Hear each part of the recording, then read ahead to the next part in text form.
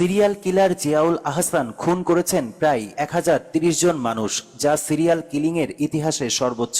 হ্যাঁ, জিয়াউল আহসান পৃথিবীর ইতিহাসের প্রথম সিরিয়াল কিলার যে নিজ হাতে 1000 মানুষকে শহীদ করার মাইল ফলক ছুঁয়েছে। সঠিকভাবে বলতে গেলে সংখ্যাটা 1030, যা সবগুলো কনফার্মড। 2 ও 3 নম্বরে আছে কলম্বিয়ার 2 সিরিয়াল কিলার লুইস গারাভিতো এবং পেদ্রো লোপেজ, যাদের দুইজনের হাতে নিহতের সংখ্যা প্রায় 300+। কিন্তু জিয়াউল আহসানই শেখ হাসিনার পালিত একমাত্র সিরিয়াল কিলার ছিল না। যেমন ওসি প্রদীপ কুমার দাসের কথাই ধরি, মেজর সিনহার খুনের দায়ে মৃত্যুদণ্ড পাওয়া ওসি প্রদীপ টেকনাফে 22 মাস থাকাকালীন তার হাতে 204 জন শহীদ হয়েছে। এই 204 সংখ্যাটাও এখানে কনফার্মড, অর্থাৎ সিরিয়াল কিলারদের তালিকায় পেদ্রো লোপেজের পরেই নামটাই কিন্তু প্রদীপের। আর যদি কনফার্ম সংখ্যা বিবেচনা করেন, সেক্ষেত্রে প্রদীপ কুমার দাস দ্বিতীয় স্থানে চলে আসবে। চিন্তা করেন, পৃথিবীর সবচেয়ে ভয়াবহ 2 সিরিয়াল কিলারের দুইজনই বাংলাদেশের, দুইজনই সরকারি কর্মকর্তা এবং দুইজনই রাষ্ট্রের দেয়া অস্ত্রে এই খুনগুলো করেছে। বাংলাদেশে শেখ হাসিনার আমলে কয়েক হাজার এমন ক্রসফায়ারের ঘটনা আছে।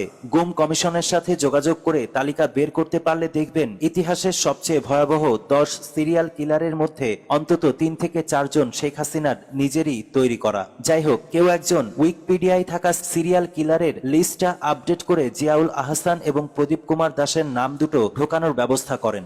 সিরিয়াল কিলার জিয়াউল আহসান খুন করেছেন প্রায় 1030 জন মানুষ, যা সিরিয়াল কিলিং এর ইতিহাসে সর্বোচ্চ। হ্যাঁ, জিয়াউল আহসান পৃথিবীর ইতিহাসের প্রথম সিরিয়াল কিলার যে নিজ হাতে 1000 মানুষকে শহীদ করার মাইল ফলক ছুঁয়েছে। সঠিকভাবে বলতে গেলে সংখ্যাটা 1030, যা সবগুলো কনফার্মড। 2 ও 3 নম্বরে আছে কলম্বিয়ার 2 সিরিয়াল কিলার লুইস গারাভিতো এবং পেদ্রো লোপেজ, যাদের দুইজনের হাতে নিহতের সংখ্যা প্রায় 300+। কিন্তু জিয়াউল আহসানই শেখ হাসিনার পালিত একমাত্র সিরিয়াল কিলার ছিল না। যেমন ওসি প্রদীপ কুমার দাসের কথাই ধরি, মেজর সিনহার খুনের দায়ে মৃত্যুদণ্ড পাওয়া ওসি প্রদীপ টেকনাফে 22 মাস থাকাকালীন তার হাতে 204 জন শহীদ হয়েছে। এই 204 সংখ্যাটাও এখানে কনফার্মড, অর্থাৎ সিরিয়াল কিলারদের তালিকায় পেদ্রো লোপেজের পরেই নামটাই কিন্তু প্রদীপের। আর যদি কনফার্ম সংখ্যা বিবেচনা করেন, সেক্ষেত্রে প্রদীপ কুমার দাস দ্বিতীয় স্থানে চলে আসবে। চিন্তা করেন, পৃথিবীর সবচেয়ে ভয়াবহ 2 সিরিয়াল কিলারের দুইজনই বাংলাদেশের, দুইজনই সরকারি কর্মকর্তা এবং দুইজনই রাষ্ট্রের দেয়া অস্ত্রে এই খুনগুলো করেছে। বাংলাদেশে শেখ হাসিনার আমলে কয়েক হাজার এমন ক্রসফায়ারের ঘটনা আছে।